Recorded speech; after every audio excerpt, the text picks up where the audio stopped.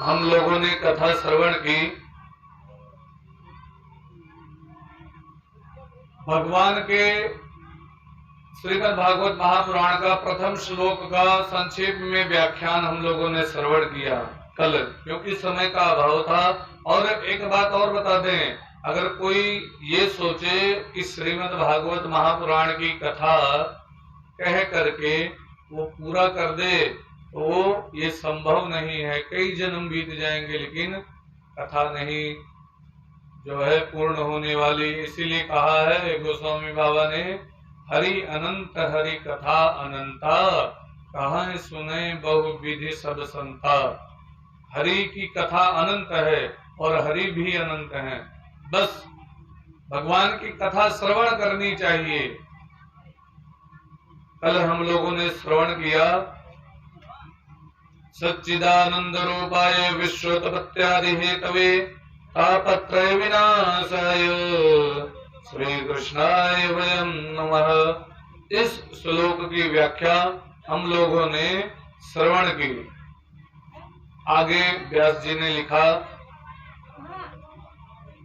यम प्रवजंतम मनुपेतम अपैत कृत्यम द्वैपायनो विरह कातर आजुहाव पुत्रेति तन्मे तया कर्वो विनेदु तम सर्वभूत हृदयम मुनिमानतोस्मि। व्यास जी ने श्रीमद् भागवत महापुराण के आचार्य सुखदेव स्वामी जी का वंदन किया, जिन्होंने श्रीमद् भागवत कथा राजा परीक्षित को श्रवण कराई थी। उनका वंदन किया, अपने पुत्र का। तो कहा, किसी ने प्रश्न कर दिया कि सुखदेव स्वामी जी का वंदन क्या किया, इसमें तो कुछ भी नहीं, बस केवल थोड़ा सा वंदन किया। तो व्यास जी ने जितना देखा था उतना वंदन किया। क्या देखा था व्यास जी ने, यम प्रवर्जंतम अनुपैतम अपैत कृत्यम द्वैपायनो विरह कातर आजुहाव।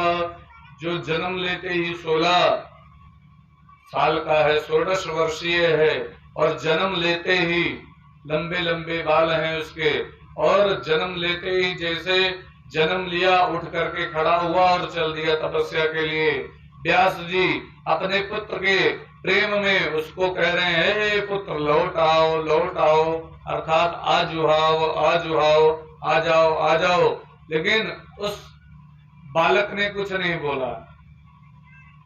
उसकी जगह जो वहां पर वृक्ष लगे हुए थे, पेड़ लगे हुए थे, उन वृक्षों ने उत्तर दिया, पेड़ों ने उत्तर दिया। क्या कहा, कौन किसका बेटा, कौन किसका बाप। हे व्यास जी, पता नहीं कितनी बार आप इसके बेटा बने हो, पता नहीं कितनी बार ये आपका पिता बना है। इसीलिए कोई किसी का बेटा नहीं, कोई किसी का पुत्र नहीं, ये तो सर्वभूत हृदय है, सबके हृदय में निवास करने वाला सर्वभूत है। व्यास जी इतना ही देखा था, उतना ही वर्णन किया व्यास जी ने। अच्छा, सुखदेव स्वामी जी कौन थे, इसकी कथा आती है कि सुखदेव स्वामी जी गोलोक में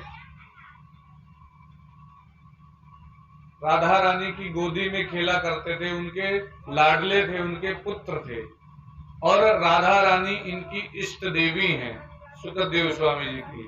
तो ये राधा रानी के पास वहीं पर रहते थे, और राधा रानी बड़ा प्रेम करती थी। भगवान को कुछ लीला करनी होती है, अपना प्रचार प्रसार करना होता है, तो भगवान किसी महापुरुष को इस धराधाम पर भेज देते हैं। सुखदेव स्वामी जी से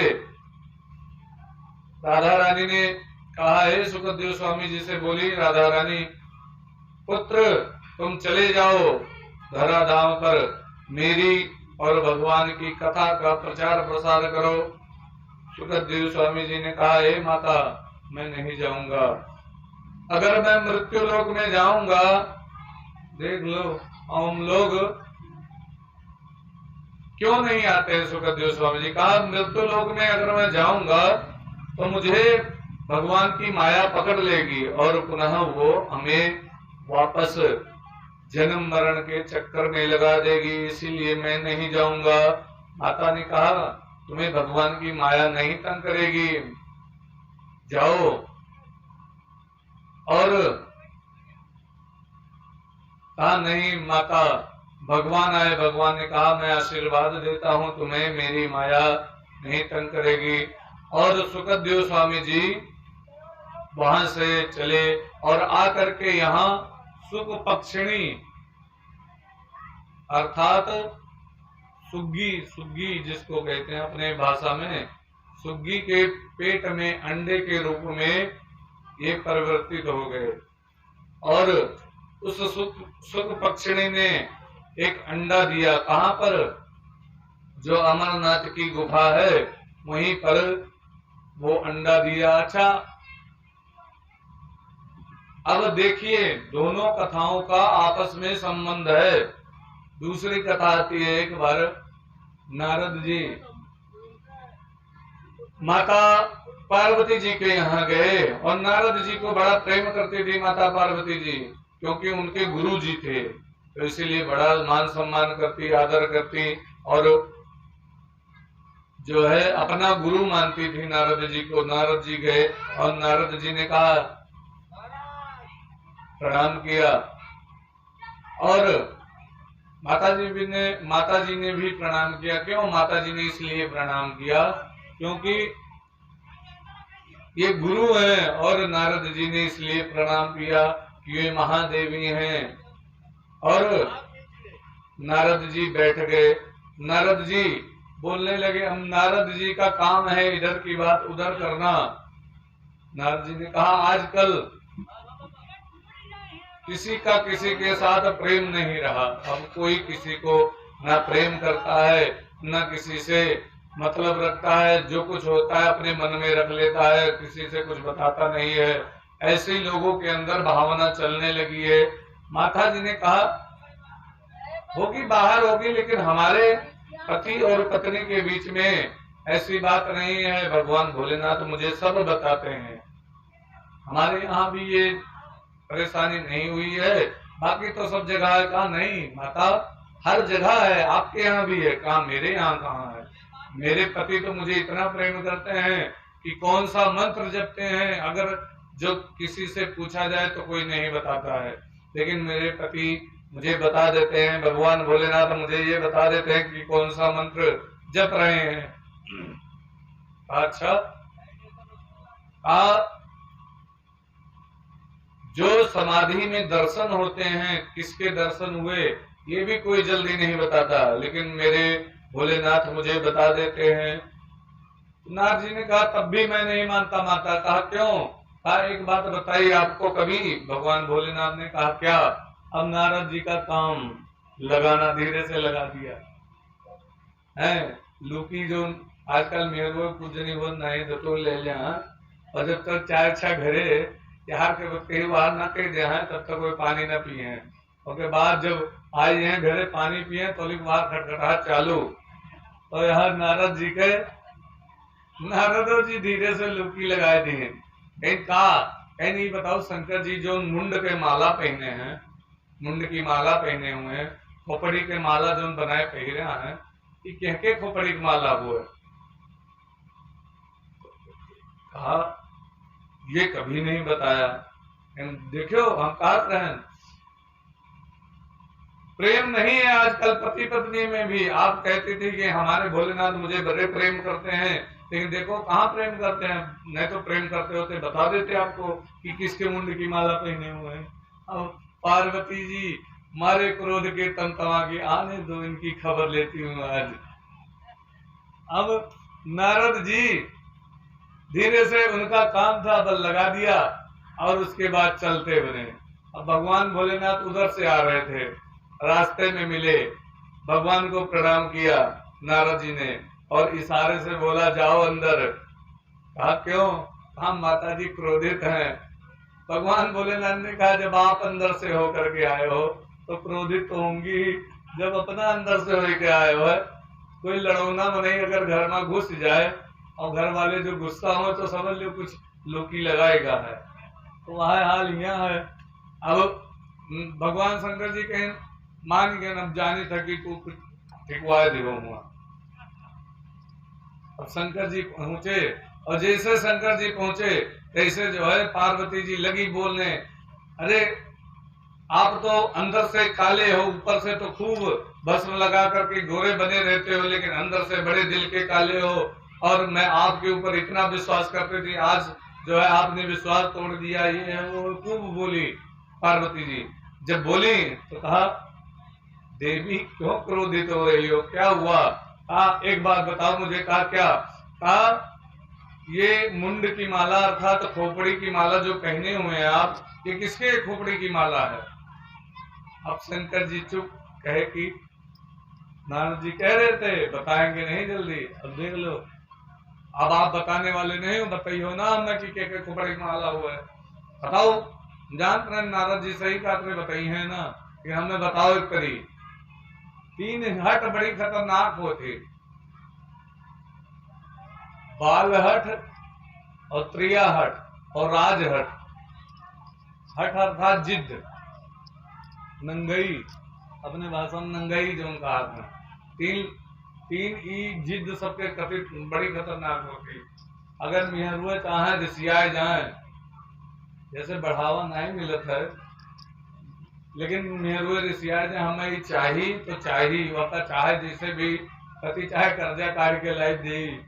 और ऐसे लड़कियां हैं नंगाए जाए कि हम ही खिलौना ले और रोत रोत हल्ला बुलाए जाए, अंतमा अकल लाए के देख करी चाहे जैसे भी। और राजा, राजा अर्थात जो मुख्य पद है, जैसे मंत्री जो है प्रधानमंत्री का पद है, मोदी बाबा, मोदी योगी। अब देखो रातों रात नोट बंद कर दिए, और पूरा भारत हिलेगा। लेकिन अब उसका कोई हिम्मत नहीं रही कि वो कहाँ हटवा दे। नहीं नहीं, यह चले हम सबका माने पड़ा। तो ये तीनों हट बड़े खतरनाक होते हैं। अगर ये तीनों में से अगर एक भी हट हो जाए तो समझ लीजिए कि परेशानी। अच्छा, एक बार जो है अकबर के यहाँ बीरबल जी रहे। तो बीरबल जी बोले, अकबर बोला कि मेरे पास सब कुछ है, जो कुछ कोई इच्छा करे मैं उसे पूरी कर सकता हूँ। अकबर ने कहा। तो बीरबल ने कहा अच्छा, लेकिन बाल हट आप पूरा नहीं कर सकते, बालकों की इच्छा आप वहां हम पूरी कर देवे, कौन बड़ी बात है, बालक मांगी का तो हम पूरी कर देवे। तो बीरबल जी ने कहा अच्छा ठीक है, मैं बालक बनने जा रहा हूँ, छोटा बालक, हम लड़का बने जाए थे और आप हमारी इच्छा पूर्ण करो। अब बीरबल जी छकछकाए गए, मुँह लौटे लगे, नंगाए गए हैं और रोवे लगे, कहीं बताओ बताओ क्या चाहिए, बताइए क्या चाहिए आपको। कहा राजन हमको एक हाथी चाहिए, थोड़े हाथी ले भाई, हाथी ले भाई। नंगाए गए, खा पूछे रहा बादशाह के यहाँ हाथी पट से आएगा, लियो हाथी। अब बड़े खुश हुए बीरबल, कहीं फिर नंगा ने, कहीं हमें एक थोड़े मिलिया चाहिए, मिलिया चाहिए, भुरकी चाहिए। वहां आएंगे, वहां कौन बड़ी बात नहीं, तुरंत आएंगे। अब फिर तीसरी बार नंगा ने, कहीं अब ये हाथी का ये मिलियम डाय के हमें दियो, ये हाथी का ये मिलियम डाय के दियो। अब अंत में अकबर कहे महाराज बालकन के जिद नहीं पूरी कर सका जाता है, वो कहा मांग ले कब मांग ले तो उन्हें पता नहीं है, हैं? अब देखो रामे जी या कृष्ण के आगे कथा आई, वो कहा था हमें चंद्रमा चाहिए, जब वह आकाश में चंद्रमा है वो चंद्रमा हम ले आए। अब बताओ के लायक दे सका था, लेकिन ओके जुगाड़ लगा हुआ था। यशोदा मैया लेके आओ थी, पानी भर के परात में दे देती, कहती है देखो चंद्रमा आएगा, वही पर छवा आवती, कहती है देखो चंद्रमा आएगा। अब वो इन खेला था, लेकिन पूरी नहीं कर सकते अगर बालकों की जिद हो। तो यहाँ पर प्रिया हट है, अर्थात स्त्री की जिद है कि हमें बताओ के गटई माँ के खोपड़ी के माला पहरे हम, मैं बताओ। शंकर जी समझ गए कि ये मानने वाली नहीं है। शंकर जी ने कहा देवी क्या जरूरत है? कहा नहीं, आज आपको बताना पड़ेगा, मुझे बताइए किसकी माला पहने हुए, किसके मुंड की माला। तो कहा देवी ये मैं आपके मुंड की माला पहने हुए हूं, लेकिन एक बात है, अब दूसरा प्रश्न मत पूछना। चलो ये मैंने बता दिया तो पार्वती जी ने कहा नहीं, मैं दूसरे प्रश्न पूछने की इच्छा होगी तो मैं वो भी पूछूंगी। ये बताओ, जब आप मेरे मुंड की माला इतनी पहने हुए हैं तो आपकी मृत्यु क्यों नहीं हुई, आप क्यों नहीं मरे, मैं मरती चली गई, इतनी बार मेरा जन्म हुआ, आपका क्यों नहीं मृत्यु हुआ, आपका क्यों नहीं जन्म हुआ? तो कहा देवी मैंने अमर कथा सुन रखी है। तो कहा अच्छा, अमर कथा सुन रखी है, अब मुझे भी अमर कथा सुननी है। पार्वती जी कहा नहीं नहीं, हमें सुननी है। भगवान भोलेनाथ ने कहा ऐसे नहीं हर जगह सुनाई जाती है अमर कथा, अमर कथा सुनसान जगह पर सुनाई जाती। कहा चलो आप सुनसान जगह बना दो, कहीं पर भी चलो, लेकिन मुझे अमर कथा सुनाओ, अमर कथा सुननी है।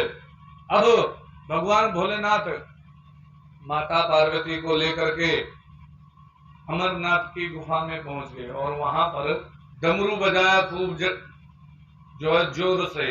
जितने भी पशु पक्षी थे उस गुफा में सब बाहर भाग गए, लेकिन वो जो सुग्गी का अंडा था ना, सुग पक्षिणी का अंडा, सुग्गी के जो अंडा सुखदेव स्वामी जी आए थे, वो अंडा वहीं घोंसले में रखा रह गया और बाकी सब चले गए। अब कथा शुरू करी भगवान भोलेनाथ जी ने। हम तो चलो ताको करी था कि का करत है, लेकिन शंकर जी के का पूछे को आंख बंद किए कथा कहाँ है अपन मस्ती से, और पार्वती जी हुकारी भरे हैं, और शंकर जी कथा कहते चले जाएं। कौन सी कथा थी? अमर कथा, यही श्रीमद् भागवत महापुराण की कथा, इसी को अमर कथा कहते हैं। अब पार्वती जी हुकारी भरती रहे और इधर शंकर जी कथा कहते रहे। कथा में नींद तो बहुत आवत थी, पार्वती जी का धीरे से 27 नींद। तो अच्छा, नींद काहे आवत थी, यह कारण है। एक बार हनुमान जी से जो है गोस्वामी बाबा ने पूछा, तुलसीदास जी ने, कि हे बाबा, कहा क्या?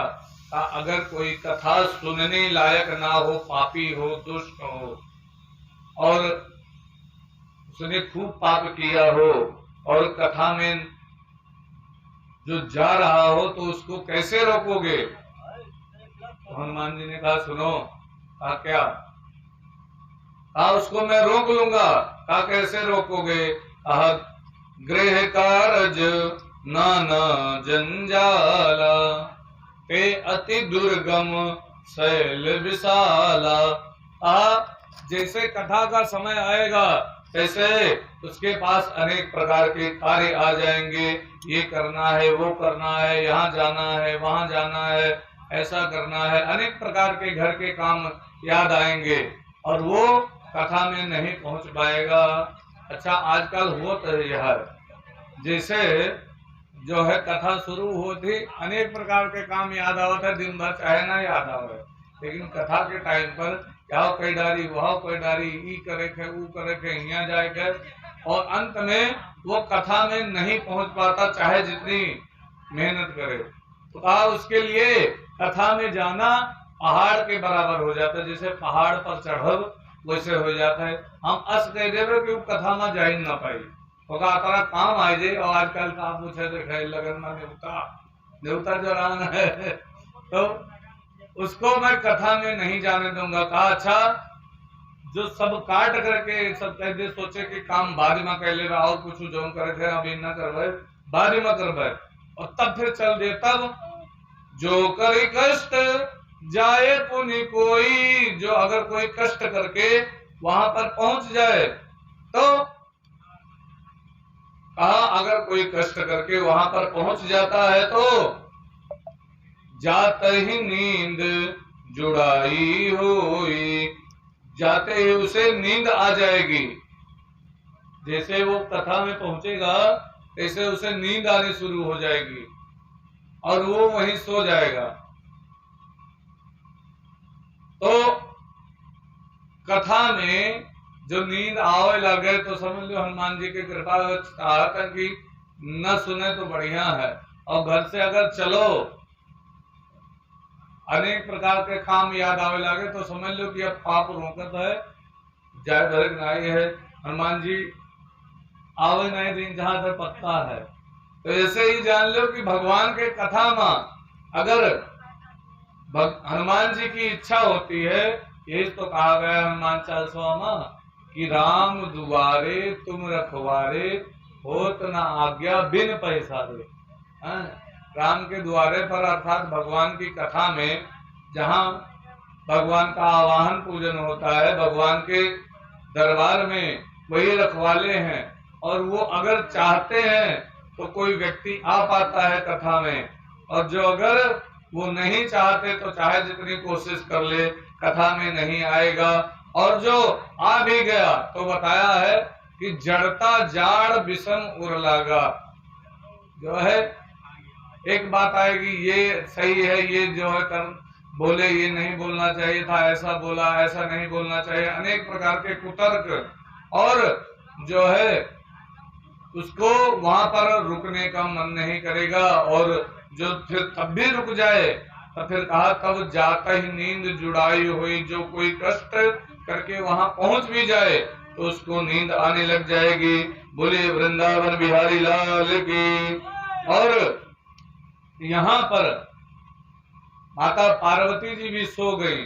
अब जब सो गई तो उधर कुछ तो कथा सुन ली थी सुग्गे के बच्चे ने, उसने कथा सुन ली थी। अच्छा एक बात बता दे, जितना हम सरल करके बोली है तरह सरल करके कोई बोली ना, क्योंकि हिंदी शुद्ध अगर बोले तो समझ नहीं आएगी, लेकिन हम अपन देहाती भाषा मिला देते कि समझ में आ जाए। तो वह सुग्गा के बच्चा जो अंडा के रूप में रहा, सुनत रहा कथा, और धीरे धीरे कथा सुनत सुनत अंडा टूट गया, ओमा में से बच्चा बाहर आएगा। अब पार्वती जी जैसे अंगानी और सोए लगी, एक हुकारी नहीं भरी तो फर्क तो नहीं पड़ा, एक हुकारी से कहाँ फर्क पड़े वाला, दूसरी हुकार जैसे हुकरिया नहीं भरी तैसे वो सोची कि अब कथा हो जाए बंद। शंकर जी जाग गए हैं कि जानो पार्वती जी सोई गई, अब कथा हो जाए बंद। अब कथा बड़ी नीक चला थी, कथा हमें सुने कर बहु भरे लाग हुकारी कहे सुने रहा कि अब जनता है सुग्गा जतरे जोन कुछ वका सुनाओ वह सुनत है, जोन कुछ बोलकारो वह बोल दे हैं। अपने ये सुग्गा रहा कहा सीताराम बोलो तो सीताराम बोलत है। तो हुकारी शुरू से सुना कि तो सोची सब पार्वती जी सोई गई है, कथा हो जाए बंद। तो लाओ जो हम ही हुकारी भरा करी भला कथा तो चालू रहा है। बोला कि और शंकर जी के कहा पूछेगा, आंख बंद करके कथा कहा करें आराम से। अब कथा कहा जब कथा विराम भय तो शंकर जी के जब आंख खुली तो देखी पार्वती जी तो हुए सोए खुद निधर के पहुड़ के। अब तो सोचे कि हुकारी के भरत रहा, ये जो है हुकारी भरने वाला कौन था। तब देखी न ये थोड़े सुग्गा के बच्चा बैठा रहा। शंकर जी लीला के लिए कि बहू का भगावे के लिए त्रिशूल लेकर के दौड़े, इसे मार दें त्रिशूल से, और त्रिशूल को छोड़ा। वो सुग्गे का बच्चा उड़ते हुए भागते हुए पहुंचा, और भागते जाकर के व्यास जी जिन्होंने श्रीमद् भागवत महापुराण को लिखा है, वेद व्यास, इनकी पत्नी का नाम था महारानी वितिका। वितिका मुंह खोले जमुहाई ले नहीं, बहुत जन के बहुत करियर मुंह खोला था जमुहाई ले तो जमुहाई लेते रहे मुंह खोले, और जैसे जमुहाई लेते रहे उस सुग्गो बच्चा उड़ते उड़त सीधे आवा मुख में प्रवेश करके पेट में चला गया। और उस बालक ने मातृगर्भ में 16 साल तक समाधि लगाई। यह 9 महीना में बालक उत्पन्न होता है, 10 महीना में होता है, लेकिन उस बालक ने 16 साल तक जो है बाहर आने का नाम न ले कि मैं इसी में रहूंगा, और अंदर से बढ़िया बढ़िया मंत्र की ध्वनि हो और भगवान का स्मरण हो। तो वेद व्यास जी समझे कि कोई महापुरुष मेरी पत्नी के गर्भ में है, लेकिन उससे कहे बाहर निकल आओ। कहा नहीं, मैं नहीं आऊंगा। कहा क्यों? कहा भगवान की माया मुझे पकड़ लेगी, इसलिए मैं बाहर नहीं आऊंगा। कहा वेद व्यास जी ने एक दिन खूब निवेदन किया, कहा मैं आशीर्वाद देता हूं, जो है भगवान की माया आपको नहीं सताएगी, भगवान की माया नहीं आएगी और भगवान की माया आपको नहीं परेशान करेगी।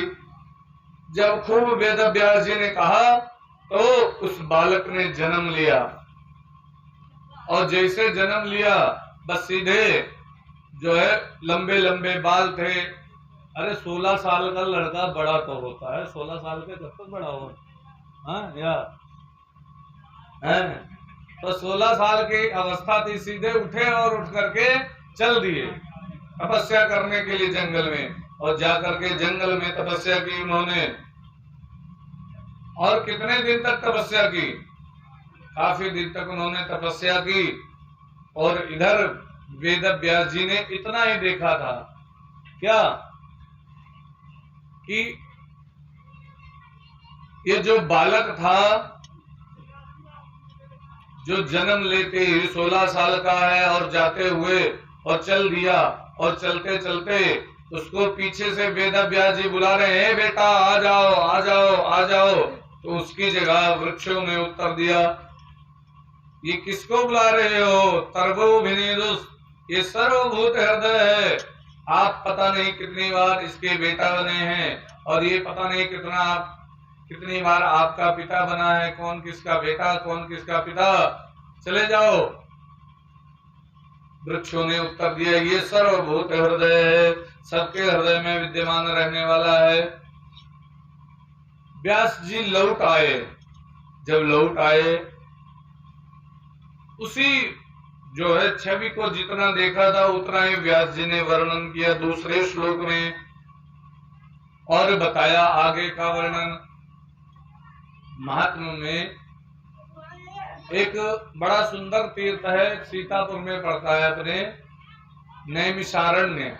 वहां पर बड़े बड़े महात्मा विद्यमान थे, कोई बहुत ज्यादा उम्र वाले, जितना हम लोग सोच नहीं सकते हैं उतनी उम्र वाले, कोई 1000 साल के, कोई 2000 साल की आयु के, कोई 3000 साल के आयु के, और कोई 10,000 साल की आयु के, कोई 20,000, कोई 25, कोई 50, कोई 35, कोई 40, इस प्रकार आयु के महात्मा, कोई 80,000 वर्ष के, कोई लाखों वर्षों के महात्मा वहां पर विद्यमान थे। और एक दो महात्मा नहीं रहते थे, 88,000 महात्मा रहते थे। 88,000 वहीं पर रहते थे, वो जो है 88,000 वहीं पर विद्यमान रहते थे। उनका काम एक ही था, सुबह उठे और स्नान ध्यान करके, अपन नित्य क्रिया करके अपनी, उसके बाद कथा पर बैठ जाएं। कथा, और किसी को किसी दिन वक्ता बना करके बिठा दें, कभी किसी को वक्ता बना करके बिठा दें। सब पुराणों की कथा उन्होंने श्रवण की है। अच्छा देखा तो जब सत्यनारायण व्रत कथा सुना जाता है, वो महावत है, एकदा नैमिषारण्य नैमिषारण्य में शौनक आदि ऋषि विद्यमान थे, वो महावत है कि नहीं? और हर पुराण में, तो इसीलिए उन्होंने हर पुराण की कथा सुनी है, और वो लोग केवल कथा ही सुनते थे और कोई काम नहीं उनका, बस केवल बनाते खाते और नित्य क्रिया करते, बस केवल सारा दिन कथा। और जब तक जो है सोते नहीं थे तब तक केवल कथा सुनते थे, उनका एक ही काम था, कथा सुनना। ऐसे ही काफी समय व्यतीत होता गया। एक दिन जो है उनके पास एक 16 साल का युवा महात्मा आया। 16 साल की आयु, एकदम बिल्कुल जवान, और जैसे देखा उस महात्मा को तैसे इन लोगों ने प्रणाम किया। उस महात्मा को दंडवत लेट करके प्रणाम किया। दंडवत का मतलब समझा जाता है आप लोग? दंडवत का तात्पर्य है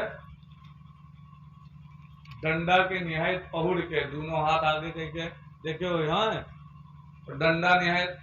प्रणाम कई प्रकार के है, अब तो प्रणाम के विधा खत्म हो गए, पहले रहा, पहले लोग प्रणाम करते थे दंडवत, डंडे के समान लेट करके प्रणाम करते थे बिल्कुल। हाँ पहले, हाँ नहीं यहाँ पर अभी भी काफी महात्मा जो है करते हैं, एक दूसरे को प्रणाम करते हैं ऐसे दंडवत, लेकिन अब गृहस्थों के यहाँ तो ये नहीं रहा। अभी कहीं कहीं महात्मा लोग भगवान को तो प्रणाम करते हैं दंडवत, लेकिन जो है एक दूसरे को भी, जो कोई अपने से श्रेष्ठ है तो उसको भी दंडवत प्रणाम करते हैं, अभी भी ये प्रथा है। तो पहले दंडवत प्रणाम की प्रथा थी, उसके बाद आया साष्टांग प्रणाम। साष्टांग अर्थात 6 अंग लगते हैं उसमें, दोनों घुटने, दोनों हाथ और सिर और नाक, छांग होएगा, ये 6 अंग, इसी को साष्टांग प्रणाम कहते हैं। और धीरे धीरे भाव खत्म होएगा तब लोग बोलने लगे मुंह से दंडवत दंडवत दंडवत। चलो वो भी सही था, बढ़िया रहा भाव, दंडवत दंडवत बोलते रहे, लेकिन अब धीरे धीरे भाव खत्म होएगा, फिर कहा लगे प्रणाम। अब प्रणाम प्रणाम केवल, वो भी धीरे धीरे समाप्त। अब आज के समय में अजीब हुआ है, आज के समय में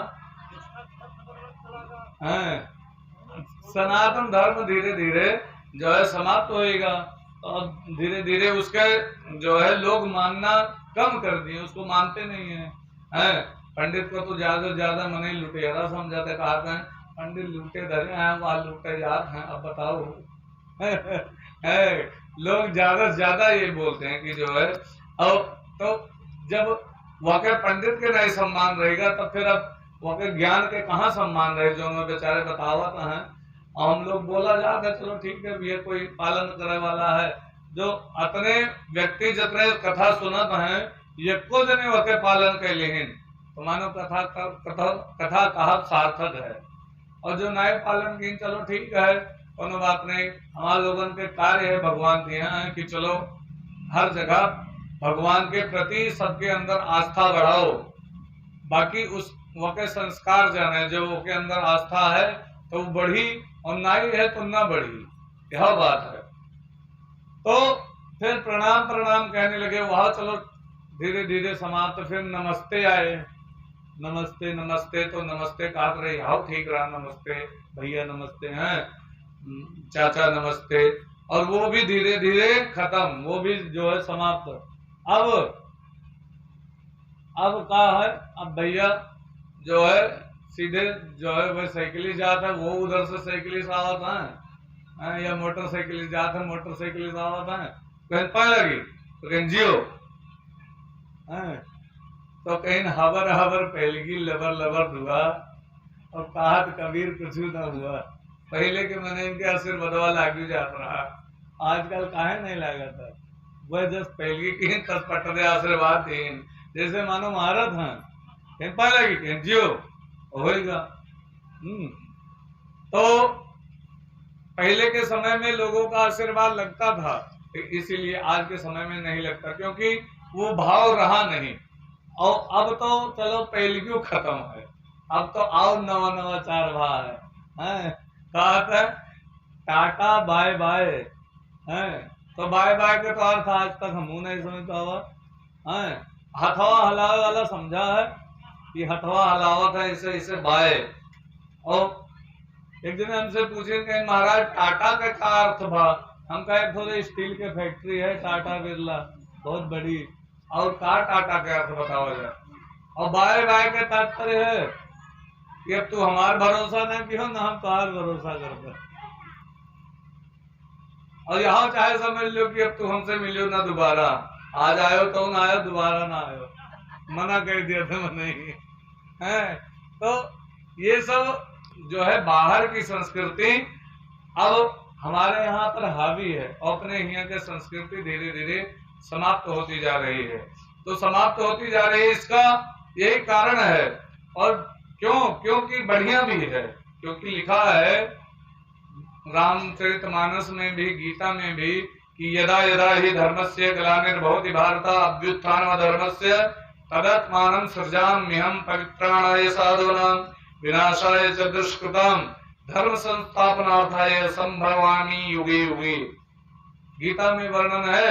और उसी का हिंदी रामचरितमानस में बता दिया कि जब जब होए धर्म का हानि, बाढ़े असुर अधम अभिमानी, तब तब प्रभुधर विविध शरीरा, हरहि कृपा निध सज्जन पीरा। जब जब धर्म की हानि होती है तब तब भगवान का अवतार होता है। तो चलो धीरे धीरे सनातन धर्म जो लुप्त होता है, तो ये है कि आशा की भगवान का अवतार जल्दी होने वाला है, ज्यादा समय न लगी। बोले वृंदावन बिहारी लाल की। अच्छा ये बताओ कथा कहाँ चल रही, कोई बताओ। देखेगा कि कतना ध्यान रखकर चुटकुल्लक तो मानी से सबे सौखी है भाई, सबे सुना चाहता है, लेकिन कथो देखी कतना के सुनो तो भाई, कोई जानता हो कि कथा कहाँ चल रही है बता। हाँ कोई नहीं पता है कथा। कथा हाँ बताओ जाए। नहीं वो तो होएगा, वो होएगा प्रणाम के बारे में। तो कथा चल रही, सूत जी आया है, जो युवा संत है, एक 16 साल का संत आया, तो उसको दंडवत प्रणाम, ये बड़े बड़े उम्र वाले दाढ़ी वाले बाबा प्रणाम कर रहे हैं, वो उनको दंडवत प्रणाम कर रहे हैं, एक दूसरे के सामने डंडे की तरह लेट करके प्रणाम कर रहे हैं। तो सूत जी ने कहा, उस बालक का नाम था, जो युवा महात्मा थे उनका नाम था सूत जी। उन्होंने कहा है महाराज आप लोग बड़ी बड़ी आयु वाले हो, आप लोग मुझे प्रणाम कर रहे हो, अच्छी बात नहीं है, मुझे मत प्रणाम करो।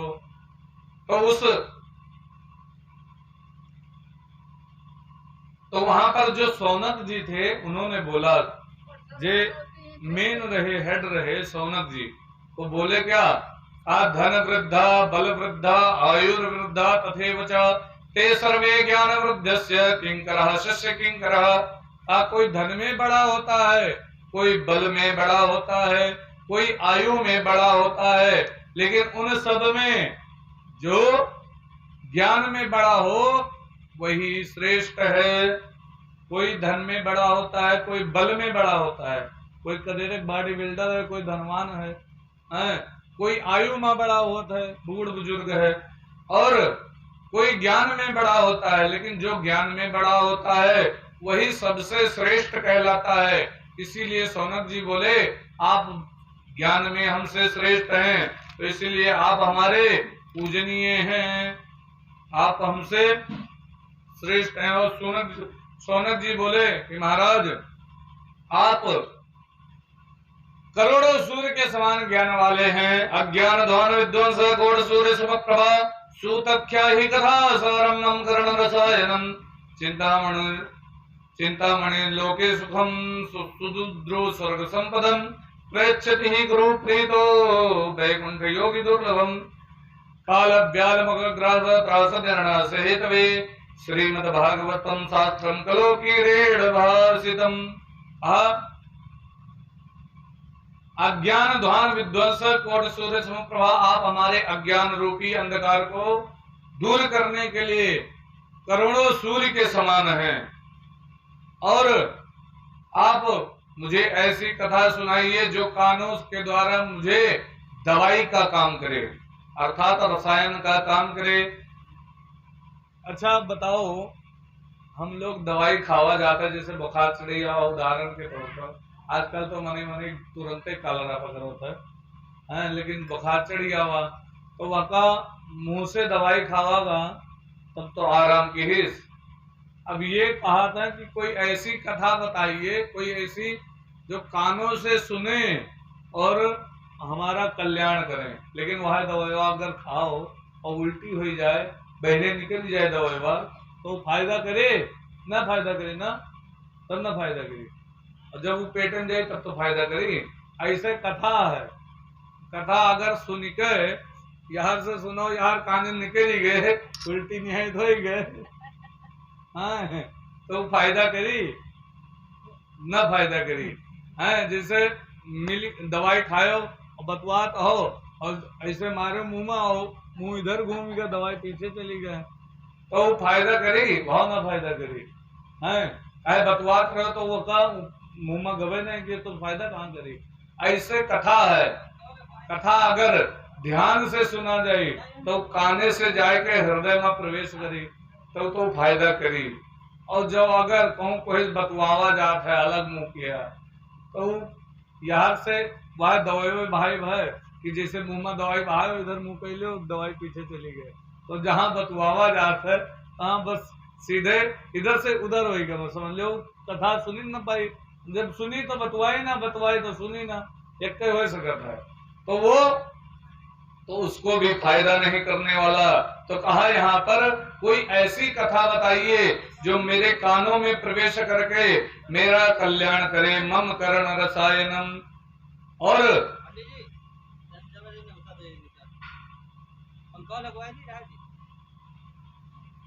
मम करण रसायनम, मेरा जो है कानों का मेरा कल्याण करे।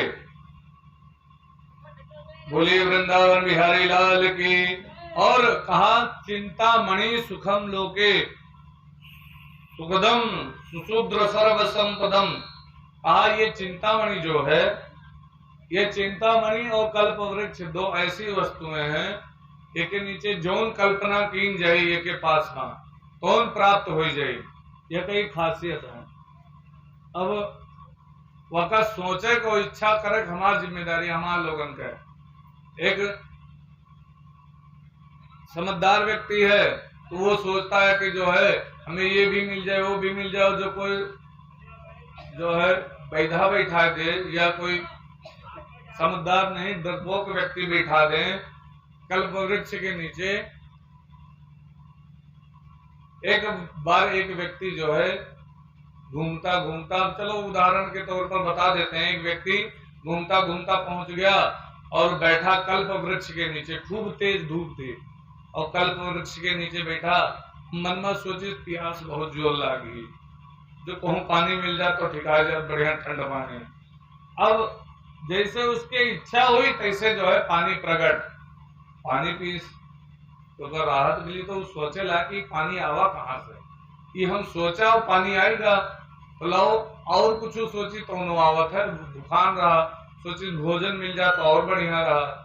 अब भोजन के बारे में जैसे सोची तैसे थाली में भोजन आएगा, अब फिर प्रसन्न रहा और जो है भोजन के अच्छा ये तो जौन सोचो तो मिल जाता है।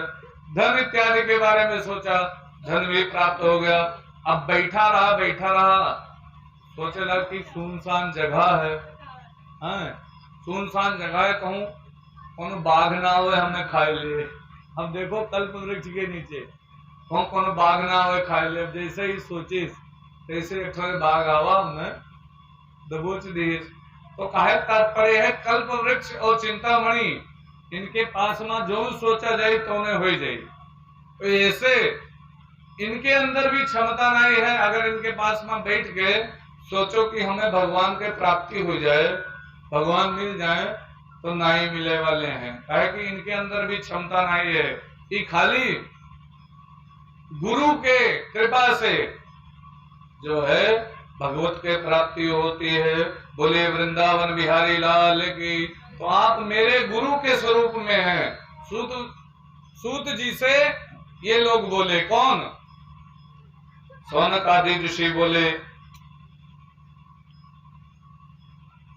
तो सूत जी ने कहा है सौनक आदि ऋषियों, बैठा दिया था मंच पर। और बैठाने के बाद कहा सुनो सौनक आदि ऋषियों।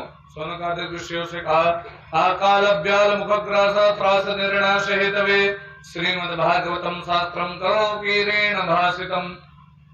हम सब लोग काल रूपी व्याल के मुख में बैठे हुए हैं। काल रूपी व्याल के तात्पर्य का व्याल के तात्पर्य भा सर्प और काल के तात्पर्य है समय। समय के चक्र में हम लोग सब फंसे हुए हैं और ये जो है दिन और रात्रि ये धीरे धीरे हमारे आयु को छीन करते जा रहे हैं।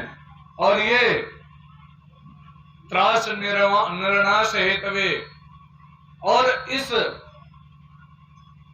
ऐसा समझ लिया जाए साधारण सी बात, हम लोग एक थोड़े बहुत बड़े सर्प के मुंह में बैठा ऐसे और मुंह बाया है ऐसे मुंह में बैठे हैं और कहिया मुंह ऐसे बंद कर ले तो पता नहीं है। और जब यह बंद की तो यह रोना पिटना तैयार था, फलाने हमारे भैया नहीं रहेंगे, फलाने नहीं रहेंगे, धमाके नहीं रहेंगे, है ना। तो ये काल रूपी व्याल कब किसको बंद कर ले उस अपना मुंह, अर्थात किस दिन सांस रुक जाए कोई पता नहीं है, शरीर समाप्त हो जाए कोई पता नहीं है।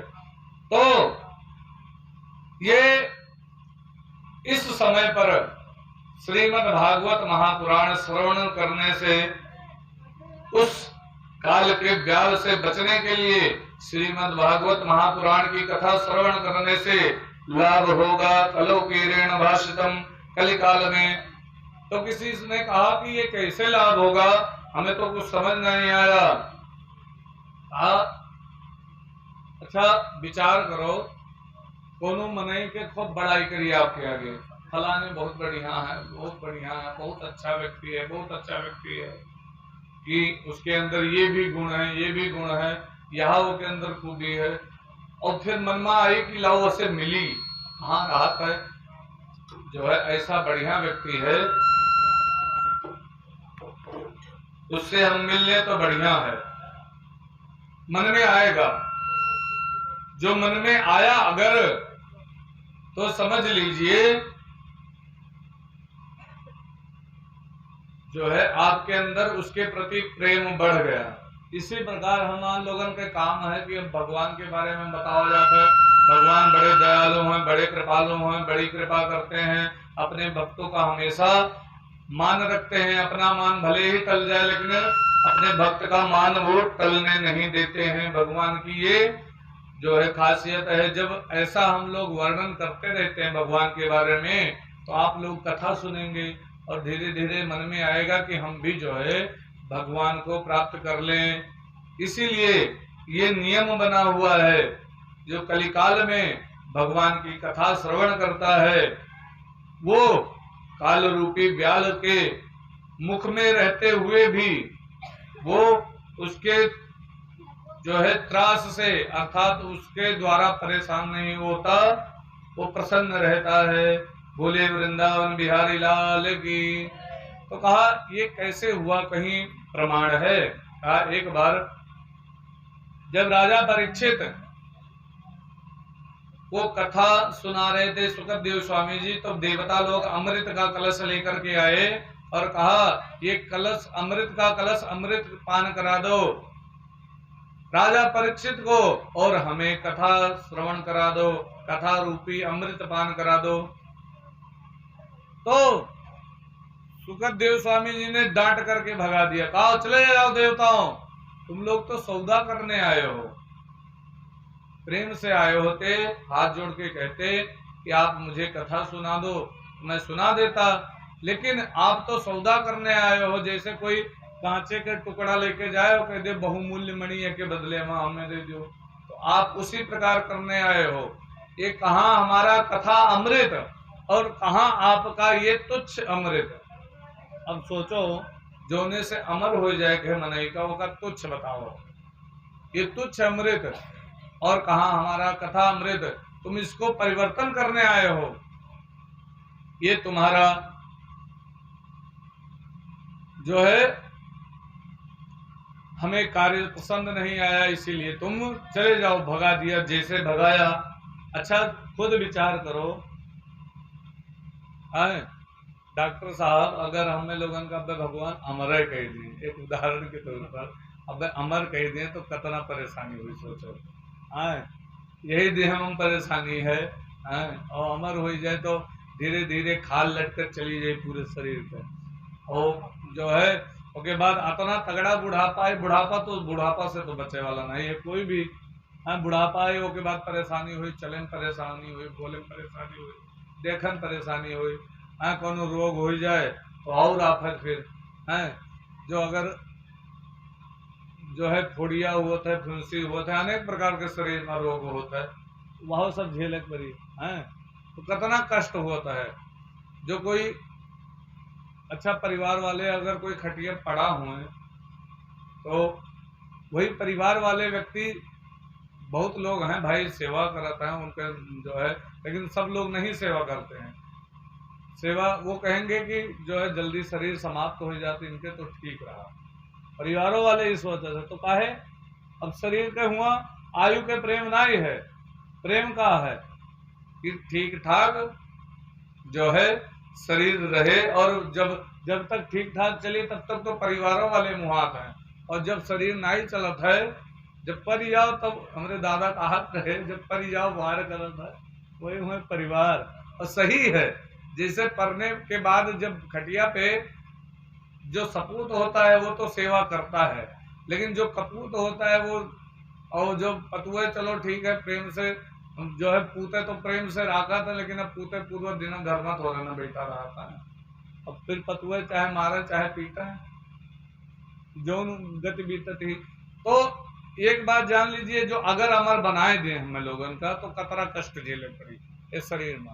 उसके बाद फिर अंत में भगवान से कहा करे, हे भगवान हमें मौत दे दियो तो ठीक है।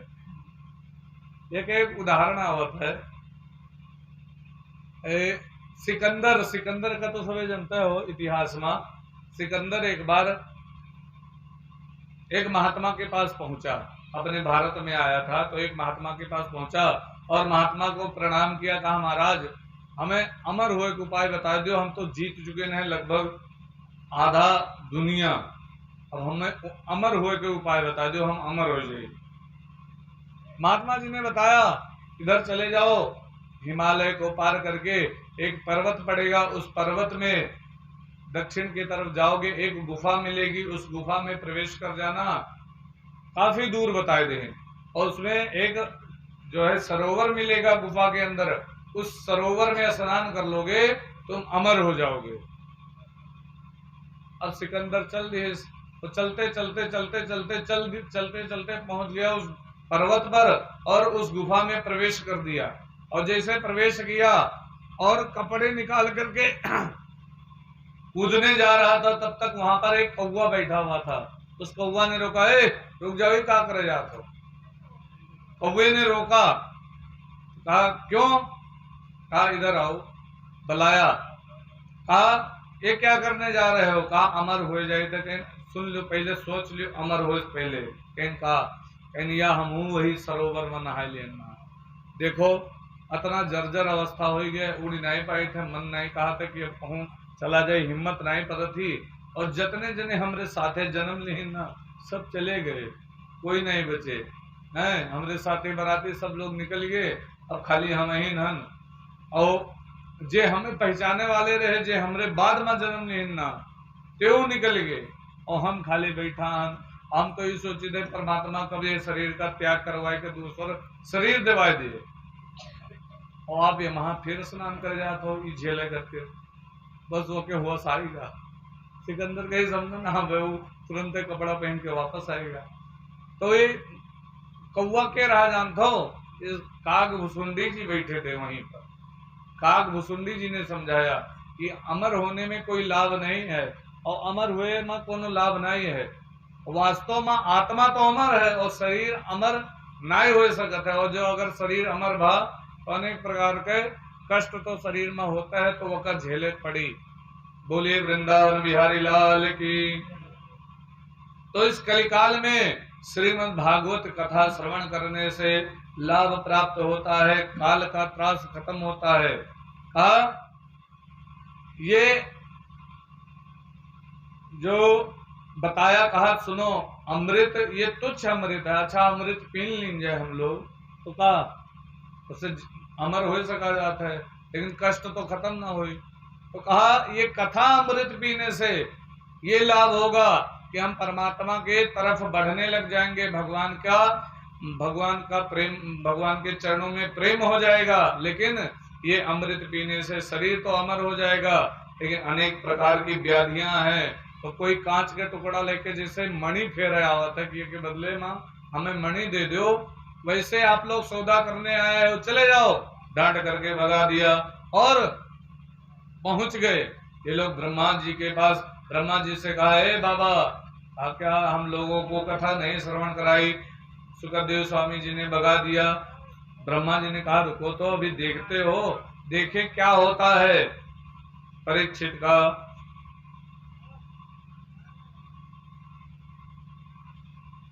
एवं